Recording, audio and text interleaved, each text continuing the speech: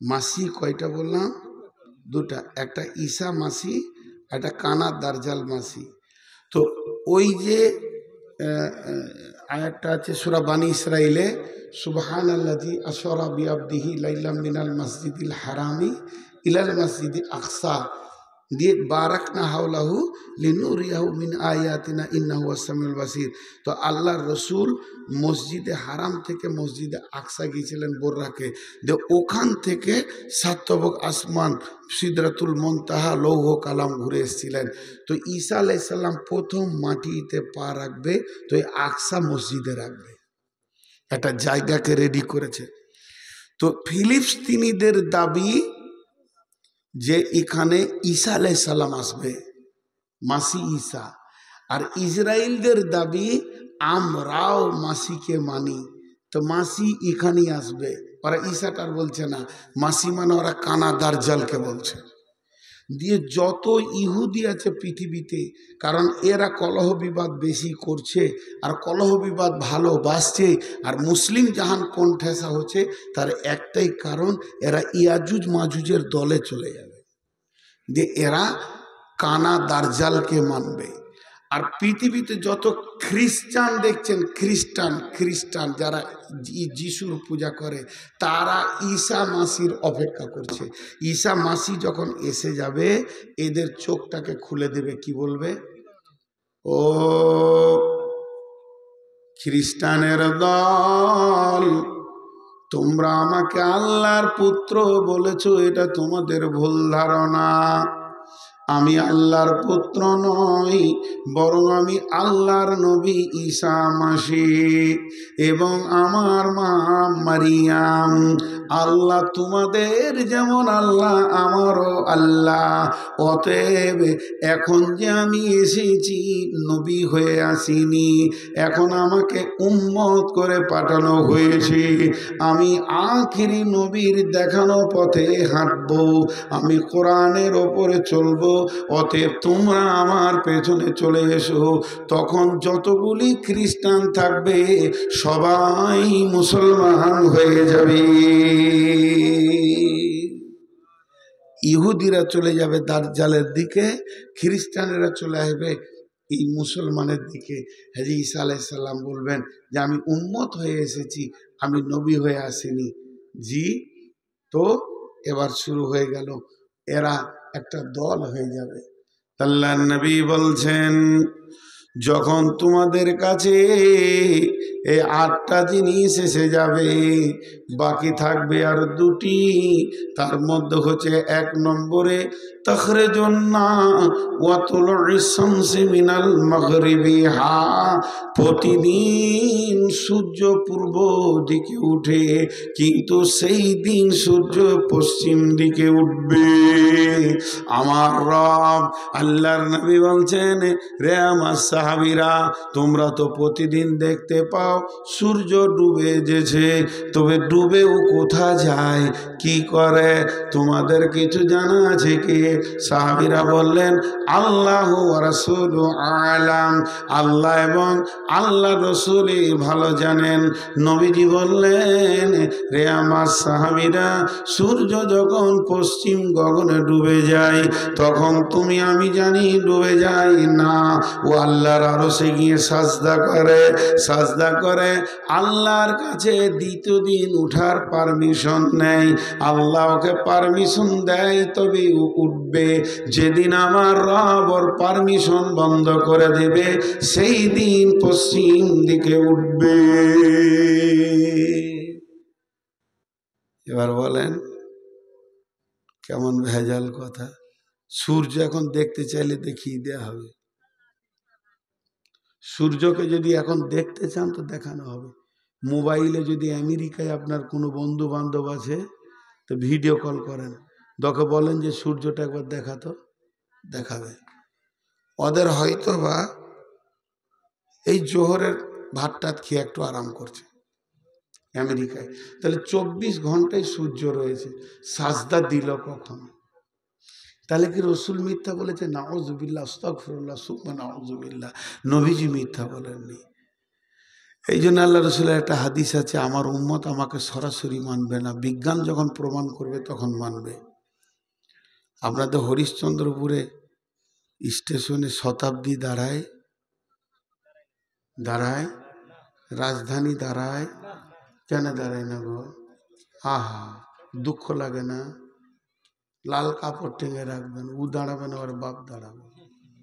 হুম, দাঁড়াই না।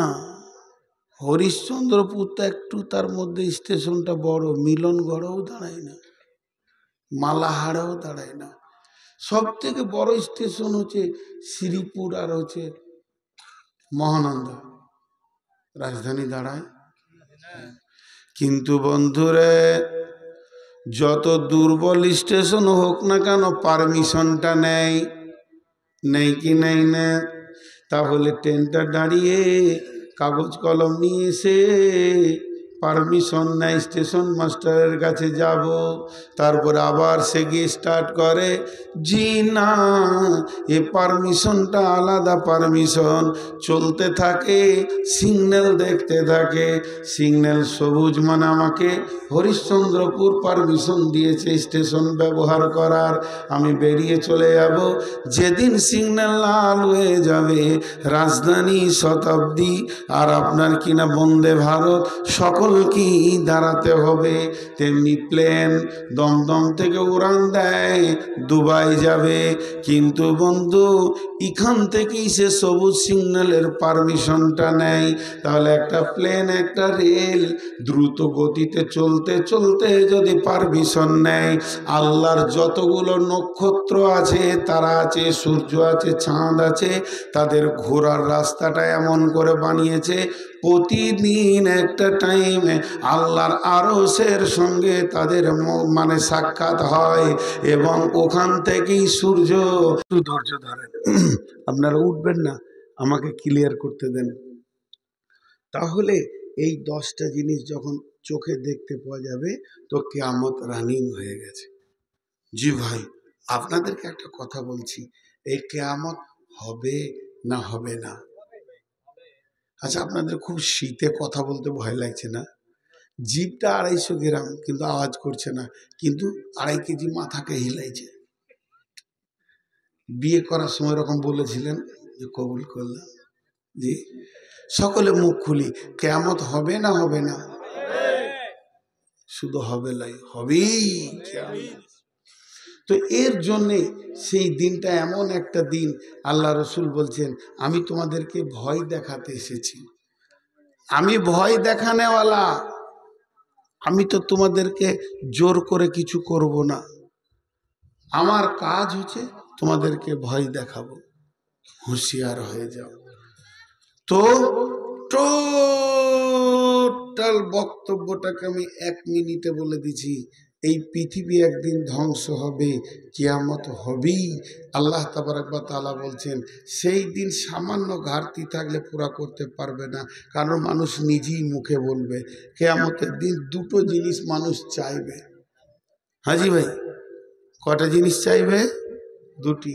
আচ্ছা, এখন যদি আমি দোয়া করি, দোয়াটার দিকে খেয়াল করেন, হাত তুলে দোয়া চলবে না, না যায় ফতোয়া দিচ্ছে, কিন্তু আমি উদাহরণ দিচ্ছি, আমি দোয়া করছি, সবাই আপনারা হাত তুলছেন। দোয়াটা আবার কি জানেন? হে আল্লাহ, এখন বাজছে রাত্রি 12:30, আল্লাহ আমরা আর কেউ বাড়ি যাব না, তুমি 1 মিনিটের ভিতরে সবাইকে মেরে দাও। জি, সবাই যেন মরে যায় এখনই, মেয়ে ছেলে পুরুষ নারী যা আছে। তো একজনা হাত নামিয়ে দিয়ে বলছে, ওরে সুবহানাল্লাহ, এটা কি দোয়া চলছে রে, এর কোনো হুঁশি নেই নাকি? জি, ওই যে আপনাদের দিকে তাবলিগ জামাত আসে না, আছে কি আসে না? তো তাবলিগ জামাত এসছে আপনাদের মসজিদে, বিকালবেলায় গাছতে বেরোচ্ছে, তো আপনাদের ইমাম সাহেব বলছে, ওই যে দোকানদার দেখছেন না, ওর নাম হচ্ছে হাবিবুর রহমান। আল্লাহ আকবার। এই আমি গ্রামে 25 বছর আছি, এত পরেজগার লোক দেখি নাই। তাহাজ্জুদ, আবিন, চাষ, 5 ওয়াক্ত নামাজ তো আছি, ঘন্টার পর ঘন্টা কোরআনের তেলাওয়াত আর জিকির আর চোখের পানি। কিন্তু দোকানটা যেদিন থেকে খুলেছে, তো নামাজে ঢিলা পড়েছে, এখন আর 4খানা দোকান হয়ে গেছে, 4টা দোকানকে সামালতে গিয়ে জুমাও পড়ে না। ইমাম সাহেব পালিয়ে গেলেন। কোন দুঃখে দাঁড়িয়ে আছেন? টাকা দিবে, বসেন বসেন, টাকা দিবে। এতগুলো যখন দিয়েছে, তো এখন জুমাও পড়ে না। তা আপনার একবার ওকে ধরেন তো। এবং আমাকেও সাথে নিয়ে গিয়েছে, মৌলানা সাহেবও আছে। আমি গিয়ে গায়ে হাত বুলিয়ে বলছি, মাশাল্লাহ, দেখেন আপনি কত দামি মানুষ, আপনারই ইমাম আপনার নাম করছে, যে আমাকে ওই লোক ফজরে জাগিয়ে দিয়েছে। হা হা, কত তেলাওয়াত করেছেন। তখন ওই লোকটা বলছি, জি জি করেছি এক যুগে। মৌলানা কি বলবো, এই 4টা দোকান হয়ে যাওয়ার কারণে এখন খুব সমস্যায় পড়ে গেছি, আর যেতে পারছি না, এমনকি জুমাতেও যেতে পারছি না। যে শেষকালে ওই যে একটু দোয়া করেন। তখন আমি গাছতে সাথীদেরকে বলছি, সবাই হাত তুলো জি, একবার হবিবুর রায়ের জন্য দোয়া করি। এই আল্লাহ, তুমি হবিবুর রায়কে আবার নামাজি বানিয়ে দাও, আবার পরেশগার বানিয়ে দাও। যখন একটাও দোকান ছিল না, তখন উনি কোরআন পাকে তেলাওয়াত করেছে, তাহাজ্জুদ পড়েছে, 5 ওয়াক্তে নামাজ পড়েছে, মসজিদি করেছে। এখন এতগুলো দোকান হয়ে যাওয়ার কারণে মাবুদ গো আর মসজিদে যেতে পারছে না। আল্লাহ, তুমি ওর দোকানগুলোকে ধ্বংস করে দাও। বুঝে দাঁড়ান দাঁড়ান দাঁড়ান, দোয়া সালা বেলাইনে চলে গেছে রে, হুঁশ হয়ে গেছে যে এই দোয়া লিয়া যাবে না। কারণ আল্লাহ না চলে যাক, ধ্বংস হয়ে যাক, কিন্তু আমার দোকান যেন ধ্বংস না হয়। তো আমাদের অবস্থা তাই যে আমরা এখন মরতে চাইছি না। এখন যদি হাত তুলে দোয়া করি, আল্লাহ মত দাও, মরবো না, কিন্তু মত চাইবে কখন? বিসমিল্লাহির রহমানির রহিম। ফাআম্মা মান উতিয়া কিতাবাহু বিয়ামিনিহি ফাসাউফা ইউহাসাবু হিসাবান ইয়াসীরা। যারা ডান হাতে সার্টিফিকেট পাবে তাদের হিসাব হবে আসানে। ওয়ায়ানকালাবু ইলা আহলিহি মাসরুরা। তারা নিজের আত্মীয়র মধ্যে ঘুরবে আর আনন্দ করবে, আমি কামিয়াব ও কামিয়াব। ও আম্মা মান উতিয়া কিতাবাহু ওয়ারা জাহরিহি। যাকে বাম হাতে পেছনে অন্ধকারে আমলনামা দেয়া হবে, সেই লোকটা কি বলবে? ফাসাউফা ইয়াদউ সুবুরা, মত আয় মত আয়, তুই যেমন পৃথিবী থেকে আমাকে সরিয়ে দিয়েছিলি, আর একবার এসে কিয়ামতের ময়দান থেকে সরিয়ে দে। তখন মত আর আসবে না, আর কিয়ামত সে কেউ সরাবে না। মানুষ একদিন মতকে নিজে ডাকবে, বুঝেল? আর একটাকে ডাকবে, কি ডাকবে? ওয়ায়াকুলুনা মাতা হাযাল ওয়াদু ইন কুনতুম সাদিকিন। সেই কিয়ামতের দিনে ডাকবে, ওজিয়া ইয়াউমাইযিন বিজাহান্নামা ইয়াউমাইযিন ইয়াতাযাক্কারুল ইনসানু ওয়া আন্না লাহুদ যিকরা ইয়াকুলু ইয়া লাইতানি কদ্দামতু লিহায়াতি। নিজের কপালে মারবে আর বলবে কিয়ামতের মাঠে, মাবুদ রে, যখন বেঁচে ছিলাম তখন কেন কিছু দান খয়রাত করিনি।